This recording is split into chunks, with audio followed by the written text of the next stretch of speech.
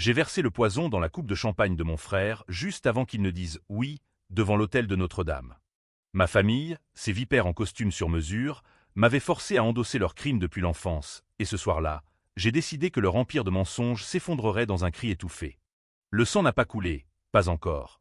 Mais le venin de la trahison que j'ai ravivé a fait plus mal que n'importe quelle lame, et Paris, maudite complice, applaudit en silence sous la pluie. C'était il y a 5 ans, mais chaque nuit, je revis cette veille de noces comme un cauchemar qui refuse de s'estomper. Paris, ville des lumières éternelles, s'était paré de ses plus beaux atours pour l'événement. Les boulevards des Champs-Élysées scintillaient sous les guirlandes de Noël précoce, et l'air froid de décembre portait l'odeur sucrée des marrons grillés mêlés à sel, plus âcre, des pots d'échappement. Ma famille, les Duval, descendante d'une lignée de banquiers qui avait su transformer les crises en opportunités, organisait le mariage de mon frère aîné, Alexandre, avec Élise, une héritière de province aux yeux verts et au sourire calculateur. Tout était parfait, du point de vue des apparences. Mais sous la surface, c'était un marécage de dettes, de secrets et de haine familiale qui remontait à l'époque où notre père, ce fantôme en costume 3 pièces, avait préféré un scandale financier à un enterrement décent. Je m'appelle Claire Duval, et à 32 ans, j'étais la brebis galeuse de la meute. Pas parce que j'étais rebelle. Oh non, j'avais été forgée dans le moule de l'obéissance dès le berceau, mais parce que j'étais la gardienne des ombres. Depuis mes 16 ans, j'avais porté le poids d'un crime qui n'était pas le mien. Alexandre, mon frère chéri, avait tué notre mère. Pas d'un coup de couteau théâtral, non, c'était plus subtil, plus français dans sa lâcheté.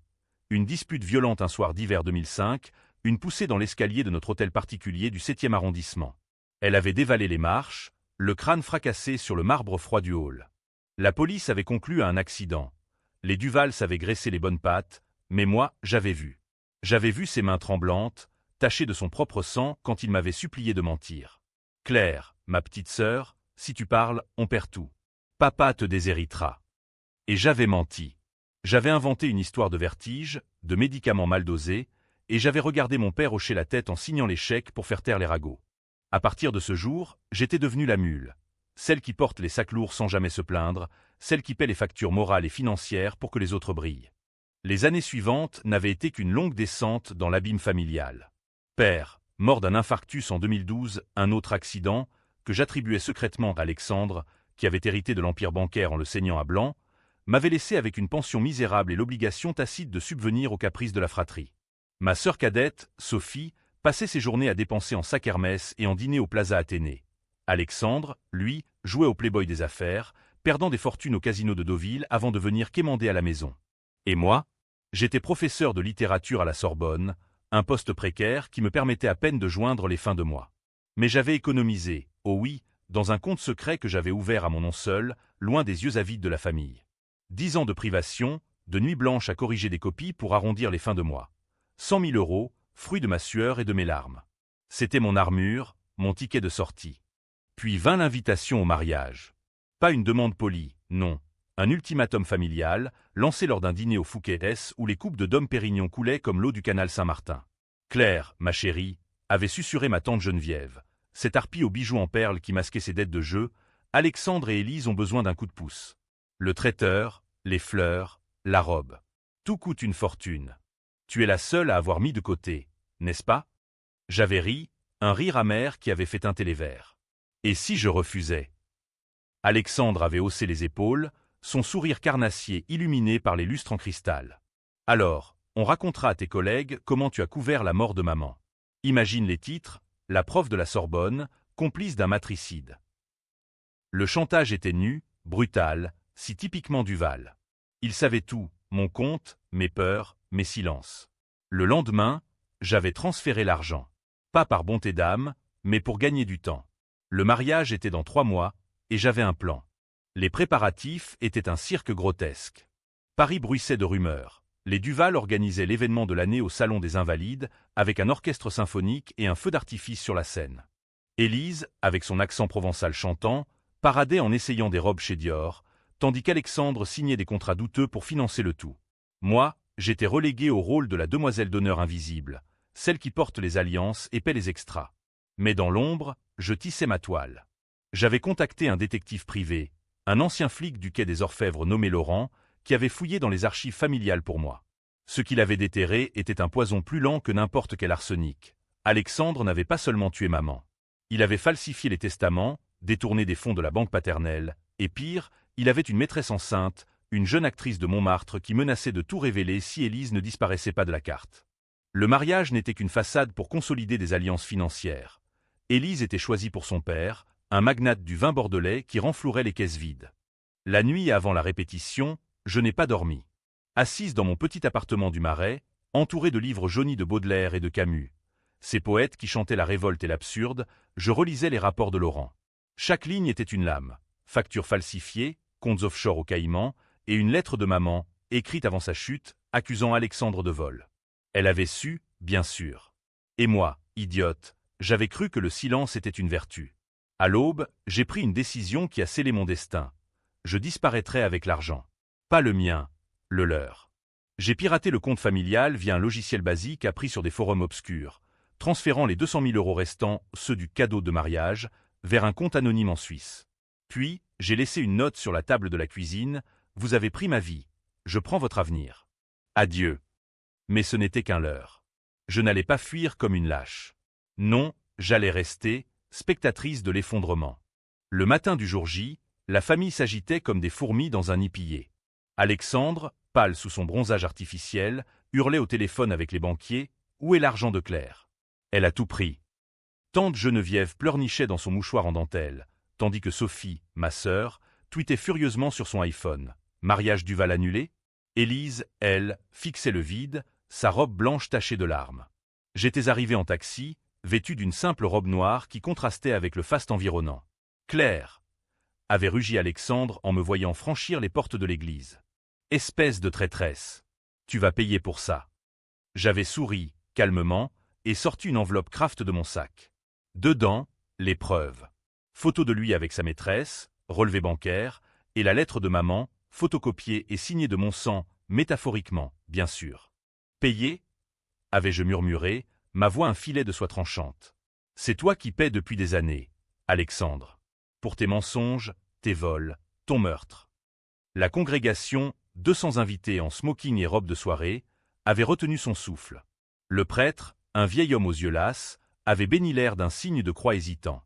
J'ai lu la lettre à voix haute, chaque mot résonnant comme un glas sous les voûtes gothiques. Mon fils bien-aimé a trahi sa mère, son père, sa sœur. Il m'a poussé, et Dieu me jugera.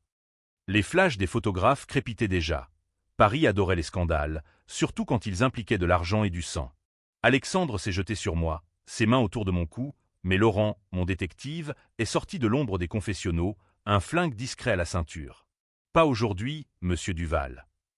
La police est arrivée en sirène hurlante, alertée par un appel anonyme. Le mien, bien sûr. Alexandre a été menotté devant l'hôtel, sa cravate de soie se nouant comme un nœud coulant.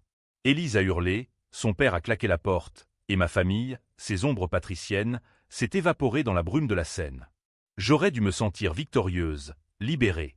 Mais en regardant les menottes cliqueter, j'ai vu dans les yeux d'Alexandre non de la haine, mais de la pitié. « Tu es comme nous, Claire », a-t-il chuchoté avant qu'on ne l'embarque. « Tu as toujours été la plus coupable. » Les jours suivants ont été un tourbillon de chaos judiciaire et médiatique, un opéra bouffe où Paris jouait le rôle de la diva capricieuse.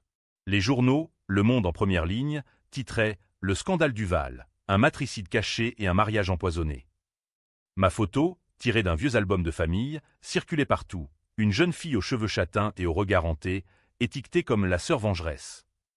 J'avais fui l'appartement du Marais pour un hôtel anonyme près de Bastille, où les murs suintaient d'humidité et de souvenirs d'émeutes passées.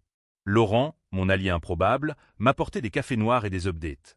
Alexandre était en garde à vue, inculpé pour homicide involontaire et fraude. Élise avait annulé le mariage et porté plainte pour diffamation. Sophie, elle, avait vendu l'histoire à Paris Match pour un paquet de billets. Mais la victoire avait un goût de cendre. Chaque soir, seul avec une bouteille de Bordeaux bon marché, je revivais les mots d'Alexandre. « Tu es comme nous ». Était-ce vrai? Avais-je vraiment disparu la veille avec l'argent, ou étais-je resté pour orchestrer le spectacle ultime? Le chantage qu'il m'avait infligé n'était qu'un écho du mien propre. En couvrant sa crime, j'avais volé à maman sa vérité posthume.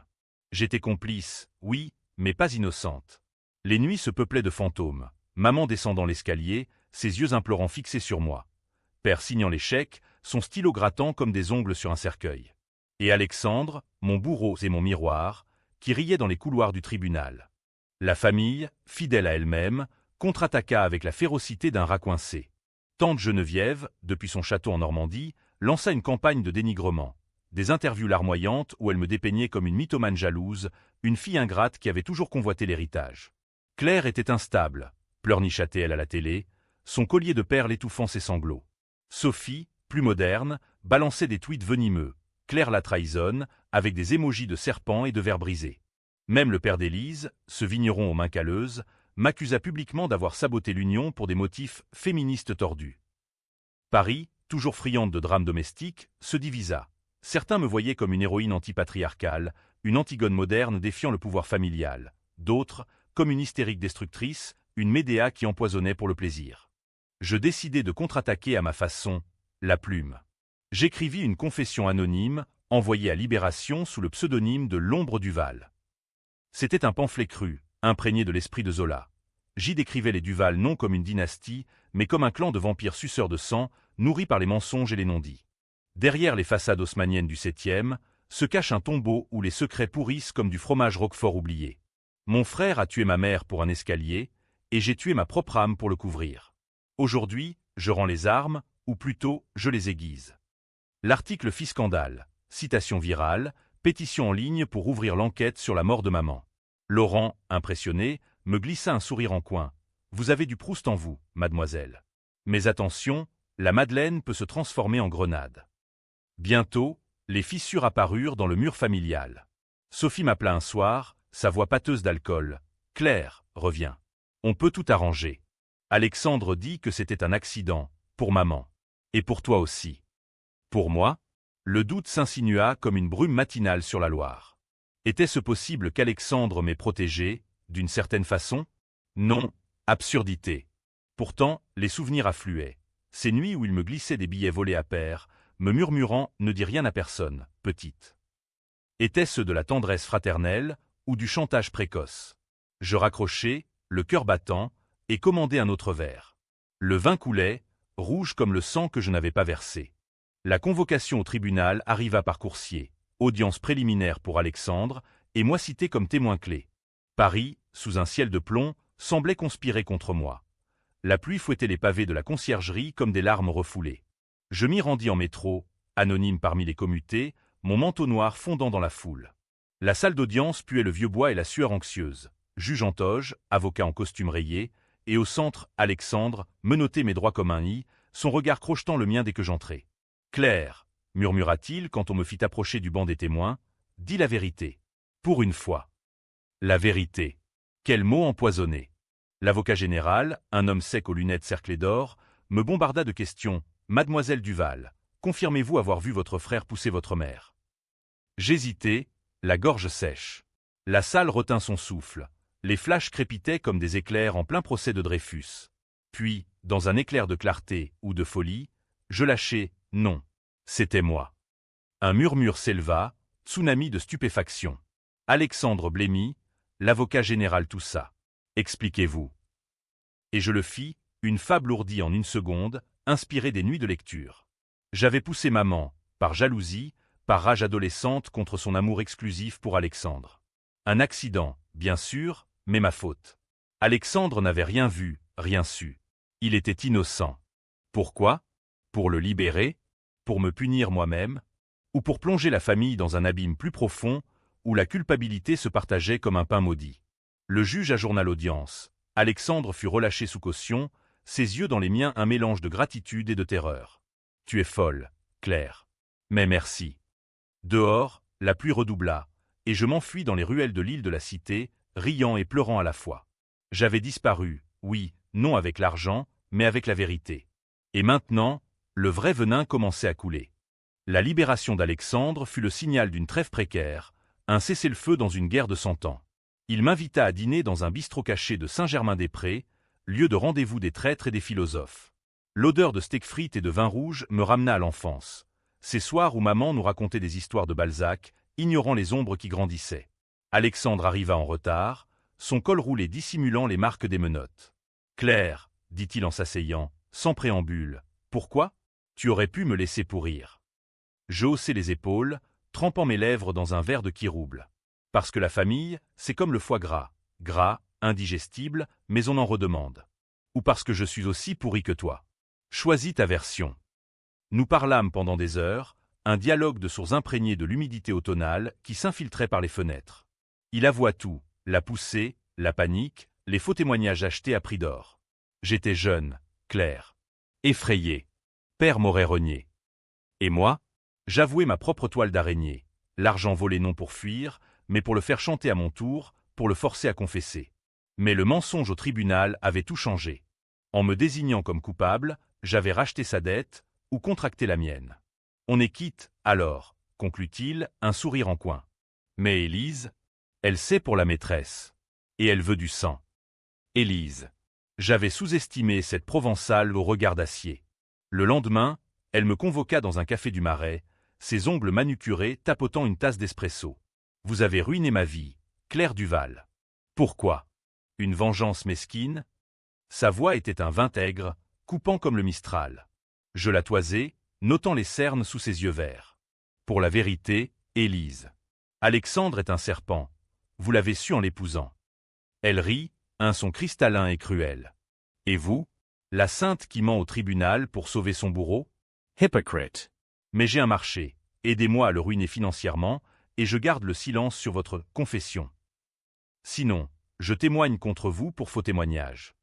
Le chantage, encore. Cette fois, d'une étrangère devenue sœur d'armes. J'acceptais, bien sûr. C'était le twist que je n'avais pas anticipé. La mariée trahie devenait ma complice.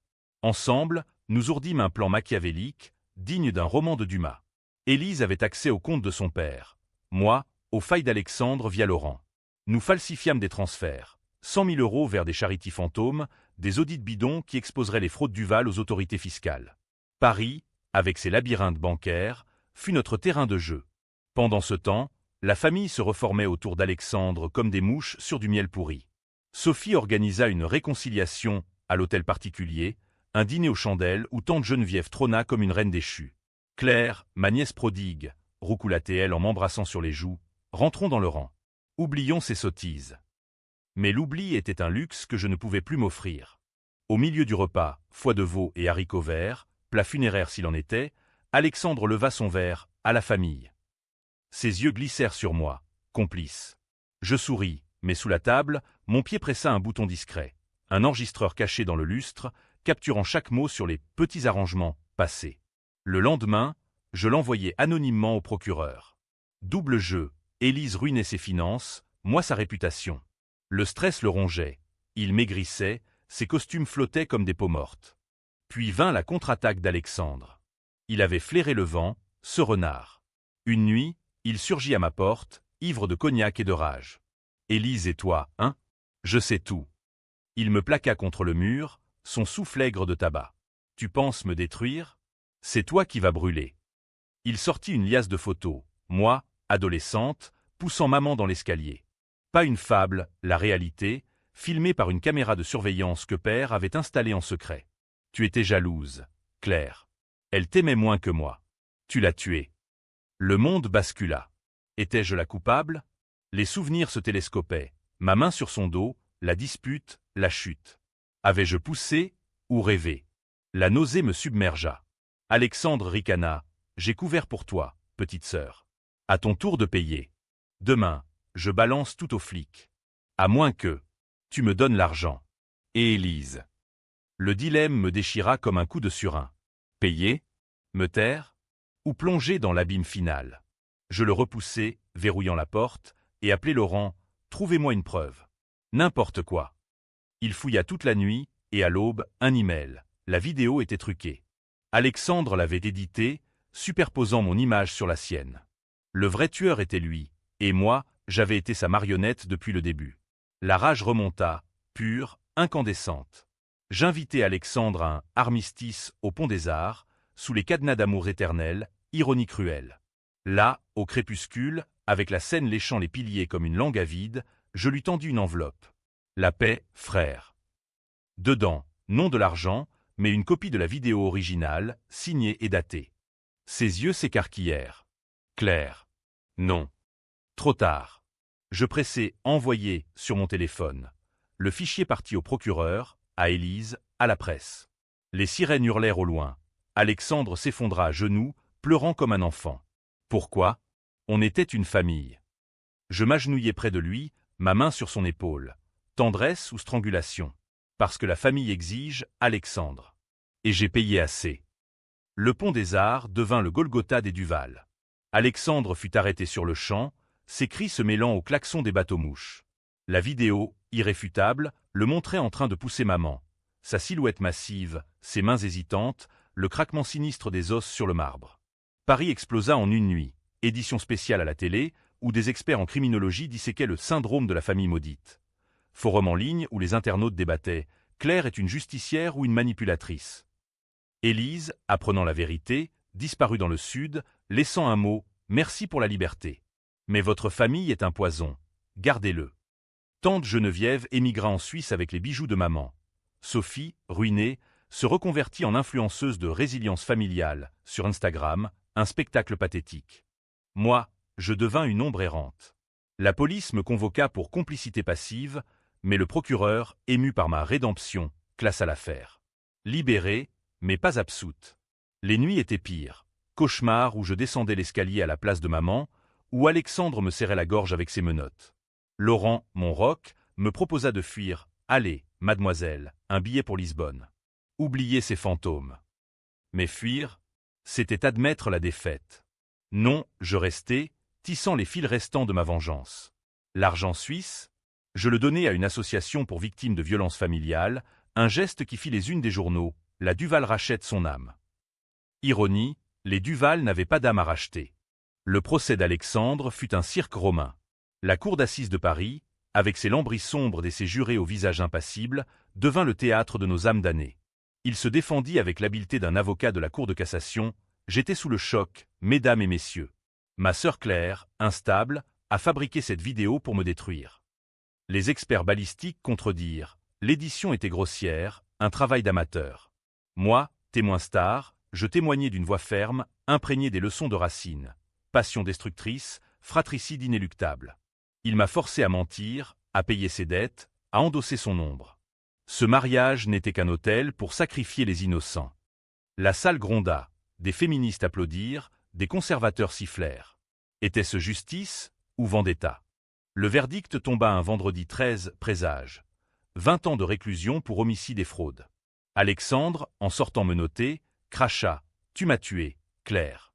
Mais souviens-toi, le sang appelle le sang. » Ces mots me entrèrent comme une malédiction vaudou importée des colonies.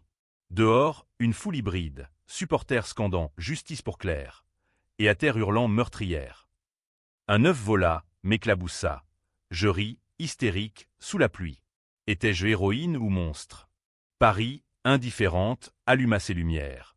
La tour Eiffel scintilla comme un phare pour les damnés. La vengeance accomplie, le vide s'installa. Je repris mon poste à la Sorbonne, mais les étudiants chuchotaient « C'est elle, la sœur vengeresse ».